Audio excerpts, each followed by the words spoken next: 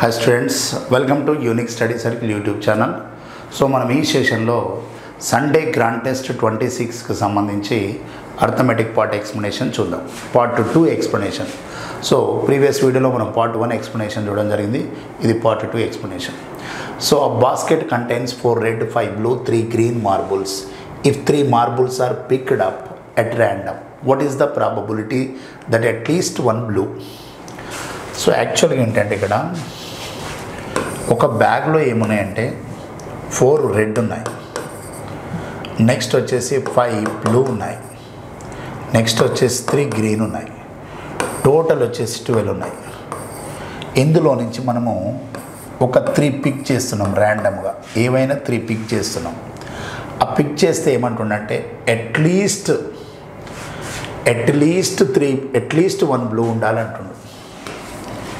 At least 1 blue అంటే meaning ఏంటో తెలుసా? అట్లీస్ట్ 1 బ్లూ అంటే ఏంటో తెలుసా?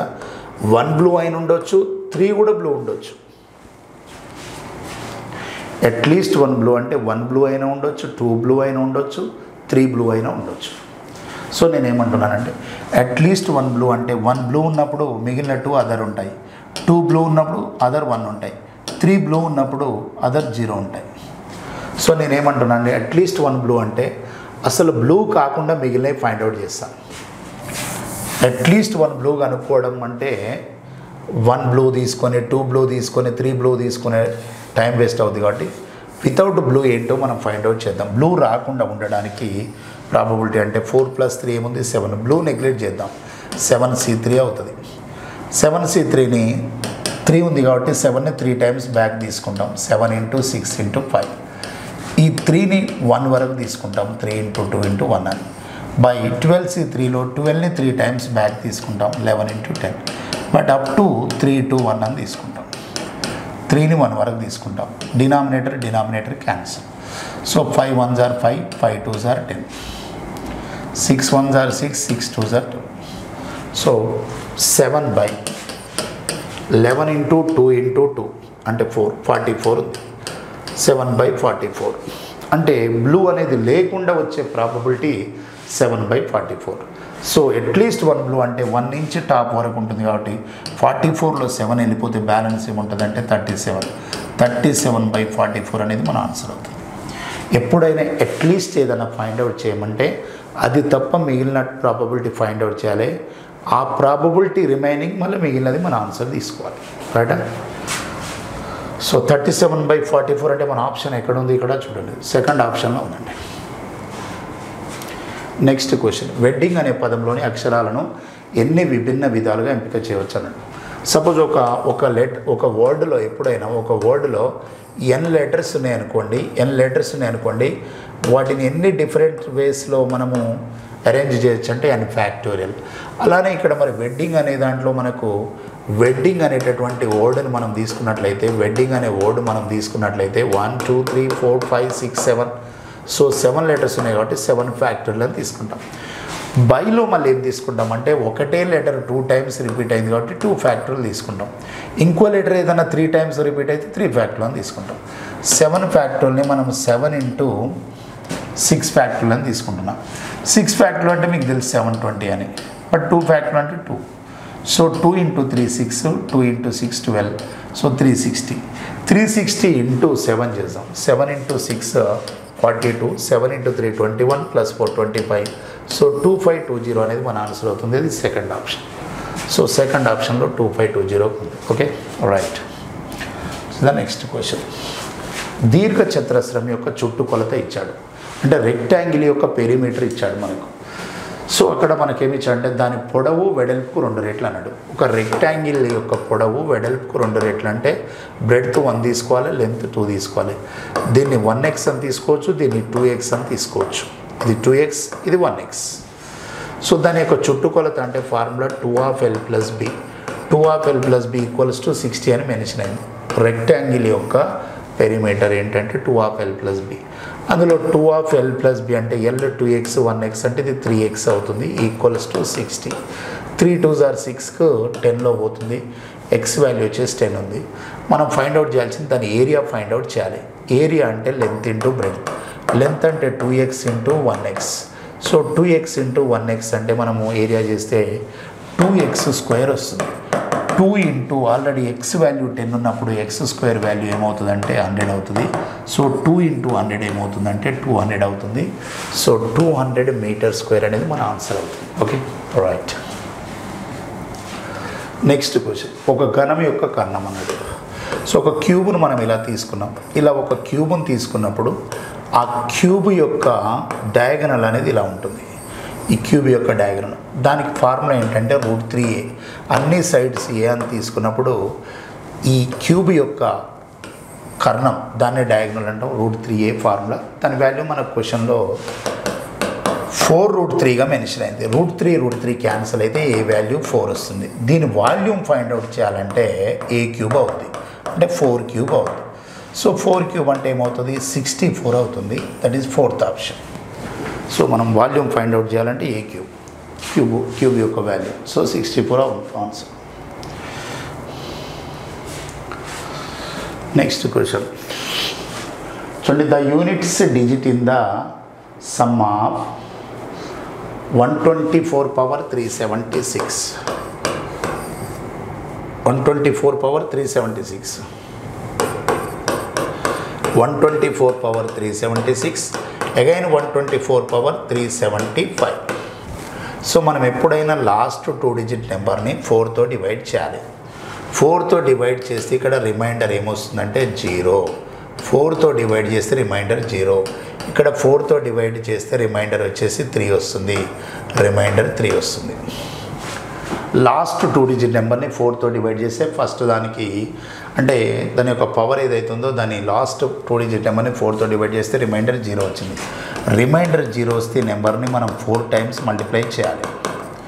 ఇక్కడ రిమైండర్ 3 వచ్చినప్పుడు ఈ నెంబర్ని 3 టైమ్స్ మల్టిప్లై చేయాలి.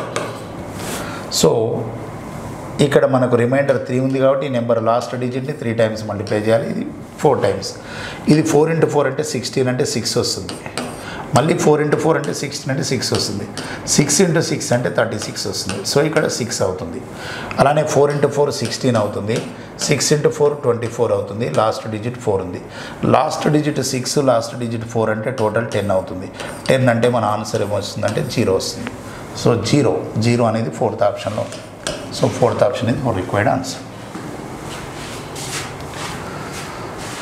Next, Abhishek, Bobby and Charlie start from the same point and travel in the same direction round a island 6 km in circumference.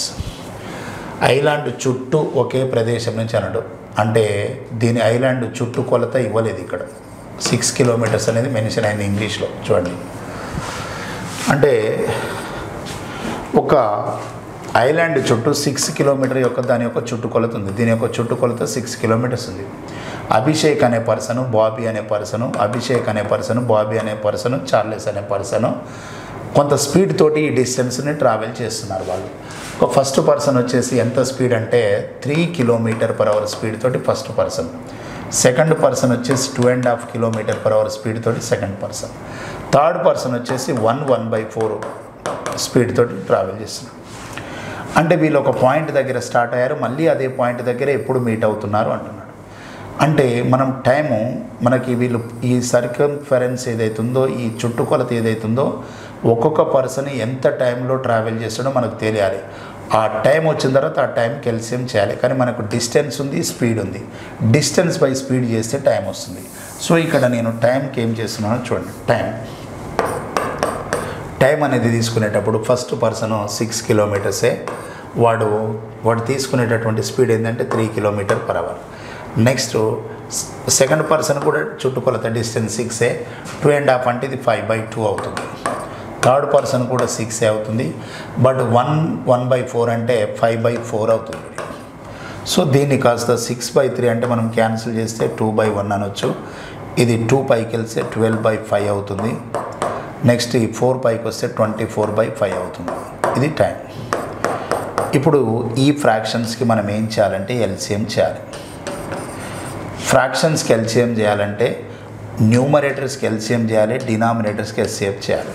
చూడండి, ఫ్రాక్షనల్ ఎల్సిఎం అంటే ఇలా ఫ్రాక్షన్స్ ఉన్నప్పుడు ఎల్సిఎం చేయాలి మనం. అంటే న్యూమరేటర్స్ ఏవైతున్నాయో వాటికి ఎల్సిఎం చేయాలి. 2, 12, 24కి ఎల్సిఎం చేయాలి. తర్వాత వచ్చేసి మనము 1, 5, 5కి ఎస్సిఎఫ్ చేయాలి. ఎస్సిఎఫ్ అంటే 2, 12, 24కి ఎల్సిఎం చేస్తే 24 అవుతుంది.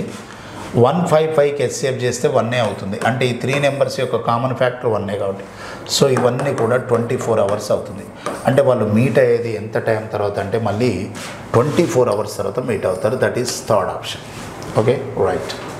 ఇలా సర్క్యులర్ పాత్ కానీ ఏదైనా సర్కంఫరెన్స్ ఇచ్చేసి ఇంత స్పీడ్తో ట్రావెల్ చేస్తున్నారు అన్నప్పుడు మనం ఏం చేయాలంటే డిస్టెన్స్ బై స్పీడ్ తీసుకోవాలి. డిస్టెన్స్ బై స్పీడ్ తీసుకున్నప్పుడు టైం వస్తుంది. ఆ టైం కూడా ఎలా అంటే పర్ఫెక్ట్గా క్యాన్సిల్ కాకుండా ఫ్రాక్షన్స్లో వచ్చేటట్టే ఇస్తాడు. ఆ వచ్చిన టైంకి మనం ఎల్సిఎం చేయాలి. కాకపోతే టైం అనేది ఎందులో ఉంది? ఫ్రాక్షన్స్లో ఉంది. మరి ఫ్రాక్షనల్ ఎల్సిఎం ఫైండ్ అవుట్ చేయాలంటే ఏం చేయాలి? Fractional LCM equals to LCM of numerators by HCF of denominators. అంటే భిన్నాల కాసాకు కనుక్కోవాలంటే ఇలా భిన్నాలు ఇచ్చి కాసాకు కనుక్కోవాలంటే లవాలకు కాసాకు కట్టాలి, హారాలకు కాసాబ కట్టాలి. నెక్స్ట్ అండి 403 లీటర్స్ అండ్ 434 లీటర్స్ 465 లీటర్స్ ఉంది. వీటిని 3 ట్యాంకర్లలో డీజిల్ కలదు. ఇందులో ఇదొక ట్యాంకర్ అనుకో, ఇదొక ట్యాంకర్, ఇది డీజిల్ ఉంది. వీటిని పర్ఫెక్ట్గా మెజర్ చేసేటటువంటి ఖచ్చితంగా కొలవగల ట్యాంకర్ యొక్క గరిష్ట పరిమాణం ఎంత అన్నాడు. అంటే ఈ 3 నెంబర్స్ని పర్ఫెక్ట్గా డివైడ్ చేసే పెద్ద నెంబర్ ఏంటంటుండు. సో మనం ఇక్కడ చూసినట్లయితే చూడండి 403ని 31తో డివైడ్ చేసినాం అనుకోండి. 31తో డివైడ్ చేస్తే పోతుంది 31 1లో 31, 31 3లో. సో 31తో డివైడ్ అవుతుంది. ఇక మిగతా ఏ నెంబర్ తోటి కూడా ఈ 3 నెంబర్స్ డివైడ్ కావు. ఓన్లీ 31 తోటి డివైడ్ అవుతుంది కాబట్టి 31 మన ఆన్సర్. ఆ 3 వాల్యూస్ని డివైడ్ చేసేది 31. లేదు అంటే మనం ఇంకొక పని కూడా చేయొచ్చు. 403కి 434కి మనం హెచ్సిఎఫ్ చేద్దాం. 403కి 434కి హెచ్సిఎఫ్ చేస్తే 403 1లో 403 అవుతుంది. ఇక మిగిలింది ఏముంటుందంటే 31 ఉంటుంది. సో ఇక్కడ 31, ఇక్కడ 403 ఇక్కడ వస్తుంది. 31లో ఎప్పుడు పోతుందో మనం చూసినట్లయితే 31 తోటి 401 13లో పోతుంది. సో కాబట్టి 403 అవుతుంది. అంటే మనము ఈ 2 నెంబర్స్ని పర్ఫెక్ట్గా డివైడ్ చేసిన నెంబర్ 31 కాబట్టి మనం 31 సేఫ్గా తీసుకుంటాం. Next 4 power 61, 4 power 62, 4 power 63 is divisible by అన్నాడు. సో అలాంటి క్వశ్చన్ ఇచ్చినప్పుడు మనం ఏం చేయాలంటే ఫస్ట్ నెంబర్ని కామన్ తీయాలి. 4 power 61 కామన్ తీస్తే ఫస్ట్ 1 ఉంటుంది. 4 power 62లో 61 కామన్ వస్తే నెక్స్ట్ 4 power 1 ఉంటుంది. 4 power 63లో 61 కామన్ వస్తే 4 power 2 బ్యాలెన్స్ ఉంటుంది. సో ఈ 4 power 61 ఇలానే ఉంటుంది. 4 స్క్వేర్ అంటే 16 ప్లస్ 4 20 ప్లస్ 1 21. సో ఇప్పుడు 4 power 61 ఇంటూ 21 అనే నెంబర్ని డివైడ్ చేసేది ఏందో చూద్దాం. ఇక్కడ చూడండి మనకు ఈ 3 డివైడ్ చేస్తుంది. ఎందుకంటే 4 power 61 అనేది పక్క పెట్టి ఇంటూ 21/3 చేస్తే 3 7లో 21 వెళ్ళిపోతుంది కాబట్టి 3 అనేది డివైడ్ చేస్తుంది. సో ఈ 21ని 13 డివైడ్ చేయదు. సో ఏం చేయదు కాబట్టి ఇక్కడ వచ్చే మల్టిపుల్ని మనం ఏ నెంబర్ డివైడ్ చేస్తుందో చూసుకోవాలి. 3 డివైడ్ చేస్తుంది కాబట్టి ఫస్ట్ ఆప్షన్ మన ఆన్సర్ అవుతుంది. నెక్స్ట్ అండి 0.00032 హోల్ పవర్ 2/5 ఉంది. 0.00032 హోల్ పవర్ 2/5 ఉంది. సో 0.00032 హోల్ పవర్ 2/5ని మనము సింప్లెస్ట్ ఫామ్లో చెప్పాలి. ఫస్ట్ ఒక పని చేద్దాం. దీన్ని 32/5 zeros తీసుకుంటున్నాను. హోల్ పవర్ 2/5 అలానే ఉంది. సో ఇక్కడ డినామినేటర్లో 5 ఉందంటే దీన్ని కూడా 5లో రాసేటట్టే ఉంటుంది. దీన్ని 2 power అని రాయొచ్చు, దీన్ని 10 powerలో రాయొచ్చు. 2 power 5/10 power 5 అని తీసుకోవచ్చు. దీన్ని హోల్ పవర్ 2/5. ఫస్ట్ దాన్ని అంటే డెసిమల్ తర్వాత 1 2 3 4 5 డిజిట్స్ ఉన్నాయి కాబట్టి 5 zeros తీసుకున్నాను. దీన్ని 10 power 5 అని తీసుకోవచ్చు, దీన్ని 2 power 5 అని తీసుకోవచ్చు. సో రెండింటికి ఒకటే పవర్ ఉంది కాబట్టి 2/10 హోల్ పవర్ 5 ఇచ్చేస్తున్నా. పైన 2/5 5 ఏమవుతుందంటే క్యాన్సిల్ అవుతుంది. 2/10 హోల్ స్క్వేర్ అంటే 4/100 అవుతుంది. 2/10 హోల్ స్క్వేర్ ఉంది. 2/10 హోల్ స్క్వేర్ ఉందంటే 4/100 అవుతుంది.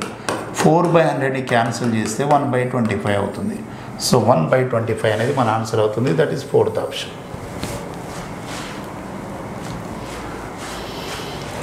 50th question. The electricity bill of a certain establishment is partly fixed and partly varies as the number of units of electricity consumed.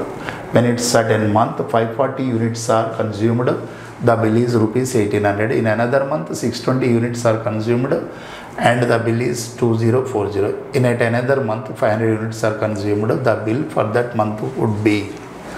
So ఈ క్వశ్చన్లో చూడండి, అంటే కరెంట్ బిల్ అనేది ఎలా ఉంటుందంటే, ఈ type of questions already 2 times రావడం జరిగింది ఎస్ఐ కూడా. సో నేను ఏమంటున్నానంటే కరెంట్ బిల్లు కానీ ఏదో ఆటో ట్యాక్సీ ఛార్జెస్ కానీ సేమ్ ఇలానే ఉంటుంది క్వశ్చన్స్. ఇప్పుడు ఛార్జెస్ కూడా ట్యాక్సీ కూడా కొంత డిస్టెన్స్కి ఫిక్స్డ్ ఛార్జ్ ఉంటుంది, తర్వాత డిస్టెన్స్ని బట్టేసి కిలోమీటర్స్ని బట్టేసి దాని రేట్ అనేది ఫిక్స్ ఉంటుంది. ఇక్కడ కూడా కరెంట్ బిల్ అనేది ఎలా ఉంటుందంటే మినిమం ఛార్జ్ అనేది ఫిక్స్డ్ ఉంటుంది, ఆ తర్వాత యూనిట్స్కి ఇంత ఛార్జ్ అని ఉంటుంది, ఫిక్స్డ్ ఛార్జ్ ఉంటుంది, యూనిట్ వైజ్ ఛార్జ్ ఉంటుంది కరెంట్ బిల్. ఇదే చెప్తున్నాడు ఇక్కడ. ఒక నిర్దిష్ట సంస్థ యొక్క విద్యుత్ బిల్లు పాక్షికంగా స్థిరంగా ఉంటుంది మరియు వినియోగించే విద్యుత్ యూనిట్ల సంఖ్యను బట్టి పాక్షికంగా మారుతుంది. ఒక నిర్దిష్ట నెలలో 540 యూనిట్లు వినియోగిస్తే బిల్లు 1800 వచ్చింది. చూడండి, 540 యూనిట్స్కి 1800 వచ్చింది. మరో నెలలో 540 యూనిట్లు, 540 కాదు 620 యూనిట్లు యూజ్ చేస్తే 2040 వచ్చింది. మరో నెలలో 500 యూనిట్లు వినియోగించబడతాయి, ఆ నెల బిల్లు ఎంత ఉంటుంది అన్నాడు. సో చాలా క్లియర్గా ఫస్ట్ ఏంటంటే 540 యూనిట్స్కి ఎంత బిల్లు వచ్చింది, 800 వచ్చింది. నేనేమంటున్నంటే ఎఫ్ అంటే ఫిక్స్డ్ ఛార్జ్ అనేది ఉంటుంది, ఫిక్స్డ్ ఛార్జ్ ప్లస్ 540 యూనిట్స్కి ఎంత బిల్లు వచ్చిందంటే 1800 బిల్లు వచ్చింది. తర్వాత ఫిక్స్డ్ ఛార్జ్ ప్లస్ 620 యూనిట్స్కి ఎంత బిల్లు వచ్చింది, 2040 వచ్చింది. ఇక్కడ మనము మైనస్ చేస్తే ఫిక్స్డ్ ఛార్జ్ వెళ్ళిపోతుంది, 620 యూనిట్స్లో నుంచి 540 యూనిట్స్ వెళ్ళిపోతే 80 యూనిట్స్ ఉంది. 80 యూనిట్స్కి బిల్ ఎంత అంటే 240 బిల్ వస్తుంది ఇక్కడ. ఇది మనం అబ్జర్వ్ చేయాల్సినటువంటి. అంటే డైరెక్ట్ 540 బిల్స్కి బిల్ 800 కాకుండా ఫిక్స్డ్ ఛార్జ్ అనేది ఉంటుంది ప్లస్ 540 యూనిట్స్కి బిల్ వచ్చింది, ఫిక్స్డ్ ఛార్జ్ అనేది ఉంటుంది, 620 యూనిట్స్కి బిల్ వచ్చింది. అంటే ఎక్కడైనా కూడా ఫిక్స్డ్ ఛార్జ్ అనేది సేమ్ ఉంటుంది. బట్ మనం 540 యూనిట్స్కి 620 యూనిట్స్కి డిఫరెన్స్, 80 యూనిట్స్కి 240 అంటే 0 క్యాన్సిల్ అయితే 1 యూనిట్కి ఎంత అవుతుందంటే 3 రూపీస్ అవుతుంది. ఇది 24, ఇది 8. 1 యూనిట్కి బిల్ ఎంత అంటే 3 రూపీస్ అవుతుంది. 1 యూనిట్కి 3 రూపీస్ బిల్ అవుతుందంటే మరి ఫిక్స్డ్ ఛార్జ్ ఎంతో కూడా మనం ఫైండ్ అవుట్ చేయాలి. ఫిక్స్డ్ ఛార్జ్ ఫైండ్ అవుట్ చేయాలంటే ఇక్కడ చూస్తున్నాను, ఫిక్స్డ్ ఛార్జ్ ప్లస్ 540 యూనిట్స్ అంటే 540 × 3 చేయాలి మనం. ఎందుకంటే 540 యూనిట్స్కి 1800 బిల్ వచ్చింది. సో ఎందుకంటే ఒక యూనిట్ ఛార్జ్ వచ్చేసి 3 వచ్చేసింది 1800.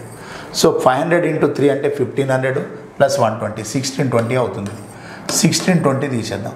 ఫిక్స్డ్ ఛార్జ్ 1620 వెళ్ళిపోతే మనకి ఏముంటుందంటే 180 ఉంటుంది. సో 180 రూపీస్ అనేది ఫిక్స్డ్ ఛార్జ్ అవుతుంది.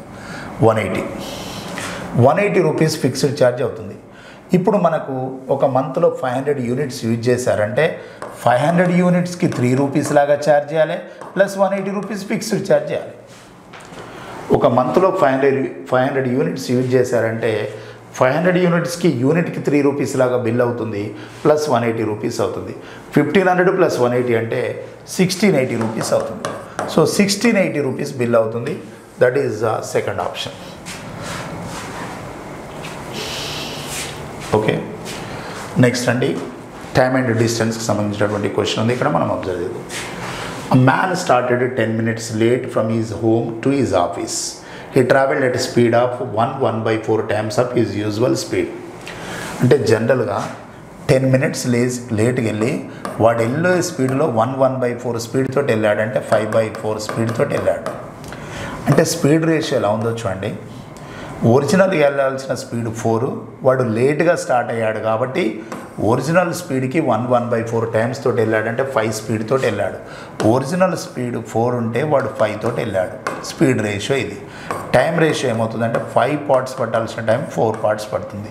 టైంలో రేషియో 1 minute, టైం రేషియోలో డిఫరెన్స్ 1 minute. కానీ వీడు 10 minutes లేట్గా వెళ్ళాడు కానీ ఇన్ టైంలో రీచ్ అయ్యాడు ఆఫీస్కి. చూడండి, he traveled at a speed of 1/4 times of his usual speed and reached his office in time. అంటే సాధారణ వేగానికి 1/4 రెట్ల వేగంతో వెళ్ళి సరైన సమయానికి ఆఫీస్గా చేరుకున్నాడు. కానీ స్టార్ట్ అయ్యేటప్పుడు మాత్రం 10 నిమిషాలు లేట్ అయింది కదా. 10 నిమిషాలు లేటుగా బయలుదేరి కరెక్ట్ టైంకు రీచ్ అయ్యాడు అంటే టైంలో వేరియేషన్ 10 మినిట్సే. సో 1 పార్ట్కి 10 మినిట్స్ అయితే యూజువల్గా బట్టే టైం ఎంత అంటే 5 పార్ట్స్కి ఎంత. 1 పార్ట్కి 10 మినిట్స్ అయితే 5 పార్ట్స్కి ఎంత అంటే 1కి 10 మినిట్స్ అయినప్పుడు 5 పార్ట్స్కి ఎంత అవుతుంది, 50 మినిట్స్ అవుతుంది. సో 50 మినిట్స్ అనేది మన ఆన్సర్ అవుతుంది. సో ఇందులో మనకు ఆప్షన్స్ అనేది పడలేదండి. సో యూజువల్గా పట్టేటటువంటి టైం ఎంత అంటే 50 మినిట్స్. రైట్, నెక్స్ట్ వచ్చేసి 52 క్వశ్చన్ ఒకసారి మనం అబ్జర్వ్ చేద్దాం. ఈ క్వశ్చన్ మనకు బోట్స్ అండ్ స్ట్రీమ్స్ అనే దాని మీద ఉన్నది చూడండి. ఒక పడవ ప్రవాహం వేగం వెంబడి 66 కిలోమీటర్ ప్రవాహ దిశలో పోతుందంటే దాన్ని ఏ అనుకుంటాం. 66 కిలోమీటర్స్ డిస్టెన్స్ని ఎంత టైంలో రీచ్ అవుతుందంటే 90 మినిట్స్లో రీచ్ అవుతుంది. సో దాన్ని అవర్స్లోకి చేంజ్ చేయాలంటే బై 60. సో 66 కిలోమీటర్స్ బై 90, ఈ 16 అప్పు పంపిస్తున్నాను. 0 0 cancel, 3 3s are 3 2s are, so 3 2s are 3 2s are అంటే 44 km/h డౌన్ స్ట్రీమ్ యొక్క స్పీడ్ అవుతుంది. తర్వాత అప్ స్ట్రీమ్లో అదే 66 కిలోమీటర్స్ డిస్టెన్స్ని 110 మినిట్స్లో ట్రావెల్ చేసినంటే 110/60 తీసుకోవాలి. కిలోమీటర్స్ ఉన్నప్పుడు అవర్స్ ఉండాలి. సో 66 × 60/110 తీసుకుంటాం. 0 0 క్యాన్సల్, 11 × 6 ఇది 36 km/h అవుతుంది. సో డౌన్ స్ట్రీమ్లో స్పీడ్ ఉంది, అప్ స్ట్రీమ్లో స్పీడ్ ఉంది. సో మనం ఏమంటుండు క్వశ్చన్లో, ఒక పడవ ప్రవాహం వెంబడి 66 కిలోమీటర్ల దూరాన్ని 90 నిమిషాల్లో, అదే దూరాన్ని ప్రవాహానికి అభిముఖంగా 110 నిమిషాల్లో ప్రయాణించగలదు. ఇరు దిశలలోనూ నిశ్చలమైన నీటిలో ఆ పడవ వేగం ఒక్కటే. అయితే పడవకు నిశ్చలమైన నీటిలో అదే వేగంతో అదే దూరాన్ని ప్రయాణించాలి. అదే దూరం అంటే 66. ఫస్ట్ ఇప్పుడు మనం ఏం చేయాలంటే నిశ్చల నీటిలో దాని స్పీడ్ ఏందో కనుక్కోవాలి. x = a + b/2 చేస్తే నిశ్చల నీటిలో దాని వేగం వస్తుంది. ఒకటి 44, ఒకటి 36 ఉంది. 44 + 36/2 చేస్తే 80/2 అంటే 40 km/h అనేది దాని స్పీడ్ అవుద్ది. సో అంతే దూరం వెళ్ళాలి ఇప్పుడు అంటే నిశ్చల నీటిలో అంతే దూరం వెళ్ళడానికి టైం ఎంత అంటుండు. సో 66 కిలోమీటర్స్ దూరాన్ని 40 km/h స్పీడ్ తోటి వెళ్ళాలి అది. సో ఇది డిస్టెన్స్ బై km/hలో ఉంది స్పీడ్. వచ్చే ఆన్సర్ అవర్స్లో వస్తుంది, కానీ మినిట్స్లో అడిగాడు కాబట్టి దీన్ని మనము 66/40 × 60 చేయాలి. 20 × 2 20 × 3, so 2 3s are 6, 2 3s are 6, 33 × 3 అంటే 99 మినిట్స్ టైం పడుతుంది. సో 99 మినిట్స్ టైం అనేది మనకు పడుతుంది. అది 4th ఆప్షన్. అంటే ఇది యాక్చువల్గా డిస్టెన్స్ అనేది కిలోమీటర్స్లో ఉన్నది, స్పీడ్ అనేది km/hలో ఉంది. బట్ మనకు వచ్చేది ఆన్సర్ అవర్స్లో వస్తుంది. కానీ క్వశ్చన్ ఏమన్నాడంటే మినిట్స్లో చెప్పమన్నాడు కాబట్టి సో మనం మినిట్స్లో కన్వర్ట్ చేసాం. రైట్. సో నెక్స్ట్ అండి, 10 వరుస బేస్ సంఖ్యల సగటు 64, 8 వరుస సరి సంఖ్యల సగటు 49 అయితే బేసి సంఖ్య అంత్య విలువల మరియు సరి సంఖ్యల అంత్య విలువల సగటు ఎంత అన్నాడు. క్వశ్చన్ చూడండి, ఇది కొంచెం లాజిక్గా అడిగాడు. 10 బేసి సంఖ్యలు ఉన్నాయండి, వాటి యొక్క యావరేజ్ ఎంత ఇచ్చిండంటే 64 ఇచ్చాడు యావరేజ్. 10 వరుస బేస్ సంఖ్యలు, వరుస కాన్సిక్యూటివ్ ఆడ్ నెంబర్స్, దాని యొక్క యావరేజ్ 64 ఇచ్చాడు. 8 వరుస సరి సంఖ్యలు ఇచ్చాడు. 8 వరుస సరి సంఖ్యలు, సరి సంఖ్యల యొక్క సగటు ఇచ్చేసి 49 ఇచ్చాడు. 10 వరుస బేస్ సంఖ్యల సగటు ఎంత ఇచ్చాడు, 64 ఇచ్చాడు. 8 వరుస సరి సంఖ్యల సగటు ఇచ్చేస్తాడు, 49 ఇచ్చాడు. కానీ ఏమంటుండు, ఇక్కడ 10 నెంబర్స్ ఉన్నాయి కదా, ఫస్ట్ నెంబరు లాస్ట్ నెంబర్ అంటే ఫస్ట్ది 10th. ఇక్కడ 8 నెంబర్స్ ఉన్నాయి కదా, ఫస్ట్ నెంబరు లాస్ట్ నెంబర్ అంటే ఫస్ట్ది అంటే 8th. చూడండి క్వశ్చన్ ఏమంటున్నాడు, the average of 10 consecutive odd numbers is 64 and the average of 8 consecutive even numbers is 49. Then the average of the extreme values among odd numbers and the extreme values of among the even numbers. అంటే odd నెంబర్స్లో extreme values, even నెంబర్స్లో extreme values యొక్క average ఎంత అంటున్నాడు. So సింపుల్గా మనం observe చేస్తే ఈ 10 నెంబర్స్ ఆడ్ నెంబర్స్ యావరేజ్ ఎంత ఉంటుందో ఫస్ట్ దాని లాస్ట్ దాని యావరేజ్ కూడా అంతే ఉంటుంది.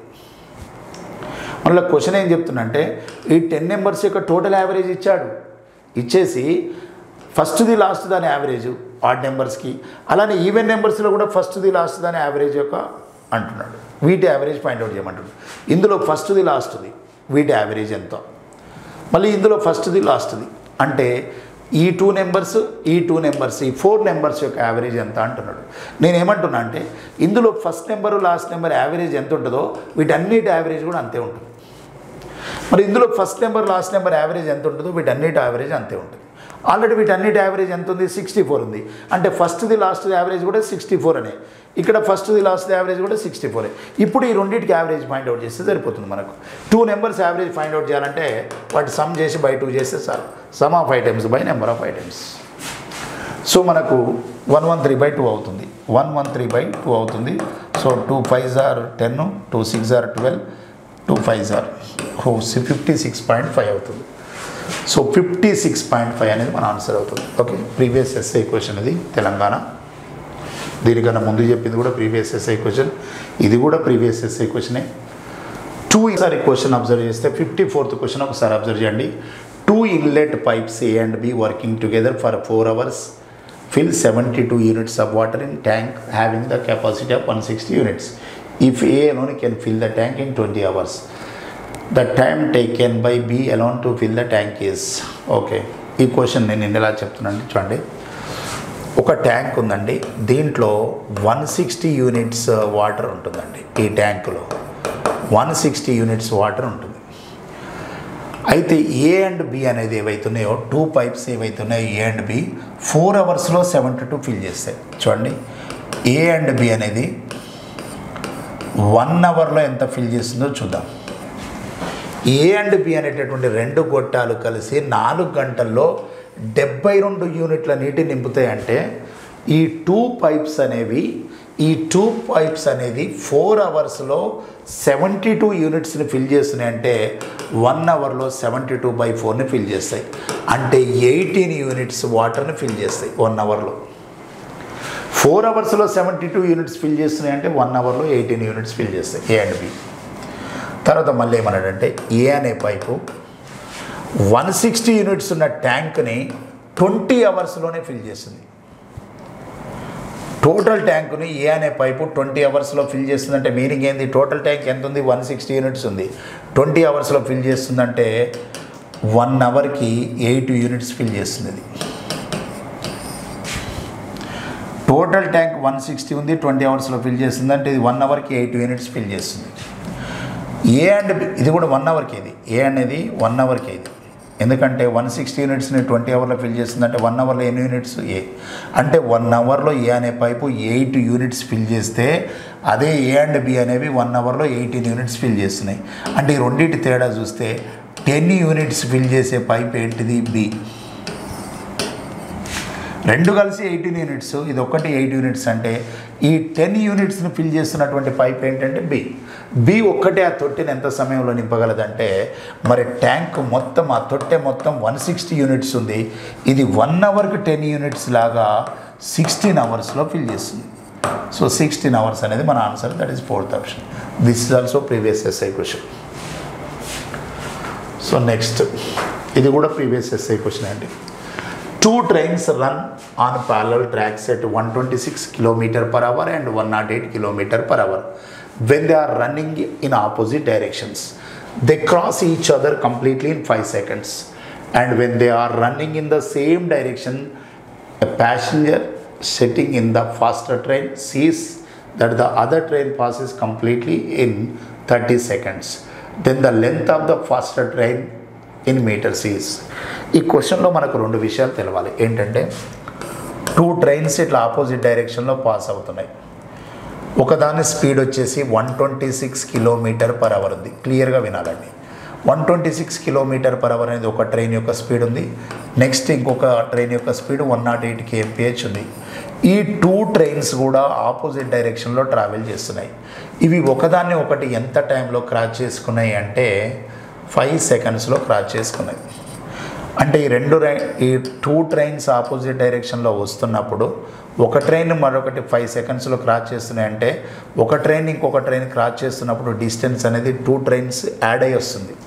సో నేనేం చేస్తున్నానంటే డిస్టెన్స్ తీసుకుంటే ఒకటి 126 km/h స్పీడ్ ఉంది, 108 స్పీడ్ ఆపోజిట్ డైరెక్షన్ కాబట్టి యాడ్ చేశాను. km/h ఉంది కాబట్టి ఇంటూ 5/18 చేశాను. ఇది సెకండ్స్లో చేశాను. 126 108 అంటే మనకేమవుతుందంటే 120 + 100 220 234 అవుతుంది. 234. సో 234 అవుతుంది. ఈ 234ని మనం 18తో క్యాన్సిల్. 18 1 18 18 3s are 54.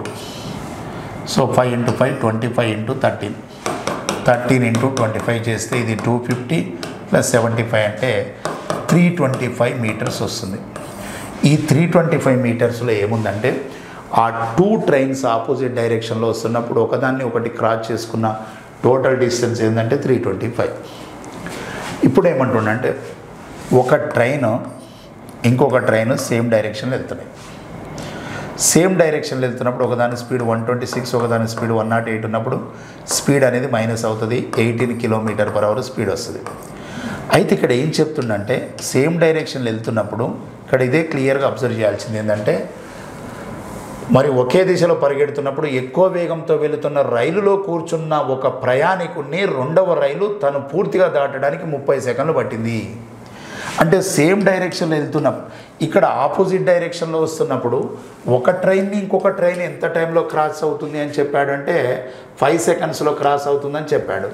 కానీ సేమ్ డైరెక్షన్లో వెళ్తున్నప్పుడు ఒక ట్రైన్ ఇంకొక ట్రైన్ ఎంత టైంలో క్రాస్ అవుతుందని చెప్పకుండా ఒక ట్రైన్లో ఉన్నటువంటి ప్యాసింజర్ని ఇంకొక ట్రైన్ ఎంత టైంలో క్రాస్ చేస్తుంది అన్నాడు. అంటే మనకు ఇప్పుడు ఎంత టైంలో క్రాస్ అవుతుందని చెప్పాడు, 30 సెకండ్స్లో క్రాస్ అవుతుందని చెప్పాడు. ఇలాంటి సందర్భంలో మనం ఏం అబ్జర్వ్ చేయాలంటే సేమ్ డైరెక్షన్లో వెళ్తున్నప్పుడు ఒక ట్రైన్ పోయి ఇంకొక ట్రైన్లో ఉన్న ప్యాసింజర్ని క్రాస్ చేస్తుందంటే ఆ ట్రైన్ లెంత్తో సంబంధం లేదు మనకు. ఆ ప్యాసింజర్ని క్రాస్ చేయడానికి టైం తీసుకునేటప్పుడు ఏమవుతుందంటే ఆ ట్రైన్లో ఉన్న పర్సన్ని క్రాస్ చేస్తుందే మనం కన్సిడర్ చేస్తాం. కాబట్టి సేమ్ డైరెక్షన్లో పోతున్నప్పుడు స్పీడ్ సబ్ట్రాక్ట్ అవుతుంది, 18 అవుద్ది. 18 km/h స్పీడ్ ఉంది, 30 సెకండ్స్ టైం ఉంది. మనం ఇంటూ చేస్తే వచ్చే డిస్టెన్స్ 2 ట్రైన్స్ రాదు, ఓన్లీ 1 ట్రైనే వస్తుంది. ఎందుకంటే ఒక ట్రైన్ పోయి ఇంకొక ట్రైన్లో ఉన్న ప్యాసింజర్ని దాటుతుంది, ఇంకొక ట్రైన్ని దాటే టైం కాదు ఇది. ఒక ట్రైన్ ఇంకొక ట్రైన్లో ఉన్న ప్యాసింజర్ని అంటే పర్సన్ని క్రాస్ చేస్తుంది. ఒక ట్రైన్ను పర్సన్ క్రాస్ చేసేటప్పుడు ఈ టైం ఇచ్చిందంటే ఆ ట్రైన్ లెంత్ మాత్రమే వస్తుంది. అదొకటి అబ్జర్వ్ చేయాలి ఇక్కడ. సో మనం ఇక్కడ డిస్టెన్స్ చూస్తే 126లో నుంచి 108 తీసేయాలి, ఇంటూ 5/18 చేయాలి, ఇది 30 సెకండ్స్ చేయాలి. సో ఈ రెండింటి యొక్క డిఫరెన్స్ కూడా 18 అవుతుంది, 18 క్యాన్సిల్ అవుద్ది. సో ఇక్కడ మనకు వచ్చేసి 5 × 30 అంటే 150 మీటర్స్ వచ్చింది. ఈ 150 మీటర్స్ ఏం చెప్తుందంటే ఒక ట్రైన్ లెంత్ మాత్రమే చెప్తుంది. ఇంకొక ట్రైన్ లెంత్ ఎందుకు తెలియదంటే వేరే ట్రైన్లో ఉన్న ప్యాసింజర్ని ఎంత టైంలో క్రాస్ అవుతుందో చెప్పాడు. కాబట్టి 2 ట్రైన్స్ యొక్క లెంత్ 325, అందులో ఒక ట్రైన్ వచ్చేసి 150 అంటే నెక్స్ట్ ట్రైన్ వచ్చేసి మనకు సెకండ్ ట్రైన్ యొక్క లెంత్ ఎంత అంటే 175 మీటర్స్ అవుతుంది. That is third option. So మనకు నెక్స్ట్ ఇక్కడ చూడండి 56th క్వశ్చన్ అబ్జర్వ్ చేస్తే what is the principal sum అన్నాడు. ఇది డాటా సఫిషియన్సీ రిలేటెడ్ క్వశ్చన్స్ ఉన్నాయండి. మనకు data sufficiency related questions observe చేసినట్లయితే సో 56 నుంచి మనం చూసినట్లయితే questions data sufficiency based questions ఉన్నాయి. What is the principal sum అన్నాడు, అసలు ఎంత, అసలు సొమ్ము ఎంత అంటున్నాడు. సో మనం డాటా సఫిషియన్సీ బేస్డ్ క్వశ్చన్ చేయాలంటే మనకు ఆ టాపిక్ మీద కంప్లీట్ అవగాహన ఉండాలి. సో మోడల్ వైజ్గా చేస్తే గుర్తుండదు. ఇక్కడ what is the principal sum అన్నాడు అంటే అసలు ఎంత అన్నాడు. సో మనం దీంట్లో మనం అసలు కనుక్కోవడానికి మనకు స్టేట్మెంట్ 1 2 3 ఉంది. ఈ 3 స్టేట్మెంట్స్లో మనం ఏది యూజ్ చేసి మనం ఈ క్వశ్చన్కి ఆన్సర్ చెప్పొచ్చో చూడాలి. ఆన్సర్ ఎంతో మనకు అవసరం లేదు, ఏ స్టేట్మెంట్ యూజ్ చేయాలంటుంది. సో నేనేమంటున్నానంటే ఫస్ట్ స్టేట్మెంట్లో 3 ఇయర్స్లో అయిన అమౌంట్ ఉంది 690. అలానే సెకండ్ స్టేట్మెంట్ నుంచి 5 ఇయర్స్లో అయిన అమౌంట్ ఉంది 750. మీకు సింపుల్ ఇంట్రెస్ట్లో ఒక మోడల్ చేస్తాం మనం. 3 ఇయర్స్లో ఇంత అమౌంట్ అయింది, 5 ఇయర్స్లో ఇంత అమౌంట్ అయింది. సో అన్నప్పుడు ఈ డిఫరెన్స్ 2 ఇయర్స్ సింపుల్ ఇంట్రెస్ట్ వస్తుంది. 690కి 750 అంటే 60 వస్తుంది. 2 ఇయర్స్ యొక్క సింపుల్ ఇంట్రెస్ట్ 60 అయినప్పుడు 1 ఇయర్కి సింపుల్ ఇంట్రెస్ట్ ఎంత అయింది అంటే 30 అవుద్ది. 1 ఇయర్ సింపుల్ ఇంట్రెస్ట్ 30 అయినప్పుడు 3 ఇయర్స్ సింపుల్ ఇంట్రెస్ట్ 90 అవుద్ది. మరి 3 ఇయర్స్లో అయిన అమౌంట్ ఎంత ఉంది 690. 690లో 90 ఇంట్రెస్ట్ పోతే ప్రిన్సిపల్ ఏముంది 600 ఉంది. అంటే ఫస్ట్ దాన్ని సెకండ్ దాని నుంచి మనం ఫైండ్ అవుట్ చేయొచ్చు. మళ్ళీ సెకండ్ అండ్ థర్డ్ చూద్దాం. సెకండ్ అండ్ థర్డ్ అబ్జర్వ్ చేసినా కూడా మనం ఏం చేయొచ్చు అండి, రేట్ ఆఫ్ ఇంట్రెస్ట్ 5% ఉంది, 5 ఇయర్స్ టైం ఉంది, అమౌంట్ ఉంది. అంటే నేనేమంటున్నా అంటే 5% రేట్ ఆఫ్ ఇంట్రెస్ట్ 1 ఇయర్కి 5%, అలా 5 ఇయర్స్కి 25% ప్రిన్సిపల్ అవుతుంది. అంటే 5% ఇంట్రెస్ట్ ఉంది, అలా 5 ఇయర్స్ ఉంది అంటే 25% ఇంట్రెస్ట్ వస్తుంది. 100% ప్రిన్సిపల్ ఉంది, 125% అమౌంట్ అవుద్ది. ఆ 125% అమౌంటే 750 ఉంది. 125% అమౌంట్ 750 అయినప్పుడు 100% ఎంత అంటే మనం ప్రిన్సిపల్ ఫైండ్ అవుట్ చేయొచ్చు. సెకండ్ అండ్ థర్డ్లో మనం అబ్జర్వ్ చేసేది అదే. 5 ఇయర్స్లో 25% సింపుల్ ఇంట్రెస్ట్ వస్తుంది. 100% ప్రిన్సిపల్, 25% ఇంట్రెస్ట్ అంటే 125% అమౌంట్ 750 అయితే 100% ఎంత ఫైండ్ అవుట్ చేయొచ్చు. మళ్ళీ థర్డ్ అండ్ 1 కూడా సేమ్ ఇది, సెకండ్ అండ్ థర్డ్ లాగానే 5%, కాకపోతే ఇక్కడ 3 ఇయర్స్. 5% 3 ఇయర్స్ అంటే ఏమవుతుంది, 15% అవుతుంది. 15% ఇంట్రెస్ట్, 100% ప్రిన్సిపల్, టోటల్ 115% వాల్యూ 690 అయితే 100 ఈక్వల్స్ ఎంత అంటే మనం ప్రిన్సిపల్ ఫైండ్ అవుట్ చేయొచ్చు. అంటే ఫస్ట్ అండ్ సెకండ్ నుంచి చేయొచ్చు, సెకండ్ అండ్ థర్డ్ నుంచి చేయొచ్చు, థర్డ్ అండ్ 1 నుంచి చేయొచ్చు. అంటే ఉన్న 3 స్టేట్మెంట్స్లో ఏవైనా 2 స్టేట్మెంట్స్ యూజ్ చేసి మనం ఆన్సర్ ఫైండ్ అవుట్ చేయొచ్చు. ఎనీ 2 ఆఫ్ 3 అనేది మన ఆన్సర్. ఎనీ 2 ఆఫ్ 3 అంటే మూడింటిలో ఏవేని 2 యూజ్ చేస్తే మనం ఆన్సర్ చేయొచ్చు. నెక్స్ట్ సంవత్సరిక వడ్డీ రేటు ఎంత అన్నాడు. వడ్డీ రేటు ఎంత అన్నాడు. సో రేట్ ఆఫ్ ఇంట్రెస్ట్ ఎంతో మనం ఫైండ్ అవుట్ చేయాలి ఇక్కడ. సో నేనేమంటున్నా అంటే ఒకటే చూడండి, ఫస్ట్ దాని నుంచి చూద్దాం. 10 సంవత్సరాల్లో సాధారణ వడ్డీ రేటుతో అసలు సొమ్ము రెట్టింపు అవుతుంది అన్నాడు. అంటే ప్రిన్సిపల్ ఏంటో మనకు తెలియదు. 10 ఇయర్స్ టైం ఉంది. రేట్ ఆఫ్ ఇంట్రెస్ట్ రెట్టింపు అవుతుంది అన్నాడు. ఇక్కడ రెట్టింపు అవుతుందంటే మీనింగ్ ఏంటో తెలుసా. ఫస్ట్ స్టేట్మెంట్ నుంచి ₹1 ప్రిన్సిపల్ అనేది 2 రూపీస్ అమౌంట్ అవుతున్నట్టు. ఇది ప్రిన్సిపల్, ఇది అమౌంట్. అప్పుడే మనం డబుల్ అవుతుంది అంటాం. అంటే 1 అనేది 2 అయిందంటే ఇంట్రెస్ట్ కూడా ఎంత అన్నట్టు 1. ఇంట్రెస్ట్ అనేది 1 ఉంది. సో దీని నుంచి మనం ప్రిన్సిపల్ ఎలా ఫైండ్ అవుట్ చేస్తాం, రేట్ ఆఫ్ ఇంట్రెస్ట్ ఎలా ఫైండ్ అవుట్ చేస్తాం చూడండి. 1 అనే ప్రిన్సిపల్, టైం పీరియడ్ వచ్చేసి మనకు 10 ఇయర్స్ ఉంది, రేట్ ఆఫ్ ఇంట్రెస్ట్ తెలియదు, బై 100 చేస్తే అది డబుల్ అయిందంటే ఇంట్రెస్ట్ 1 అవుద్ది. 0 క్యాన్సిల్ చేస్తే R ఈక్వల్స్ టు 10% వస్తుంది. అంటే ఫస్ట్ దాని నుంచి మనకు R ఈక్వల్స్ టు 10% అనే ఆన్సర్ మనం చేయగలిగాం. నెక్స్ట్ సెకండ్ దాంట్లో చూడండి, ₹15,000 అసలు 2 సంవత్సరాలకు సాధారణ వడ్డీ మరియు చక్ర వడ్డీల మధ్య భేదం ఇచ్చాడు. అంటే difference between the compound interest and simple interest on the amount of 15,000 in 2 years. So 2 ఇయర్స్కి మనకు అసలుకు డిఫరెన్స్కి ఫార్ములా కాంపౌండ్ ఇంట్రెస్ట్కి P equals to D into 100² అనే ఫార్ములాలో యూజ్ చేస్తే మనము రేట్ ఆఫ్ ఇంట్రెస్ట్ అనేది చెప్పవచ్చు. ఎలా అంటే చూడండి, ప్రిన్సిపల్ ఉన్న చోట ఏం తీసుకుంటాం, 15,000 తీసుకుంటాం. డిఫరెన్స్ ఉన్న చోట ఏం తీసుకుంటాం, 150 తీసుకుంటాం. మరి ఇక్కడ 15,000 తీసుకొని ఇక్కడ 150 రూపీస్ తీసుకున్నప్పుడు మనకు కావాల్సిన R అనేది మనం ఫైండ్ అవుట్ చేయొచ్చు. సెకండ్ దాని నుంచి కూడా ఆన్సర్ వస్తుంది. నెక్స్ట్ థర్డ్ వన్ చూస్తే 8 సంవత్సరాల్లో వచ్చే చక్కెర వడ్డీ అసలు కంటే ఎక్కువ అవుతుంది. ఇది క్లారిటీ లేదు.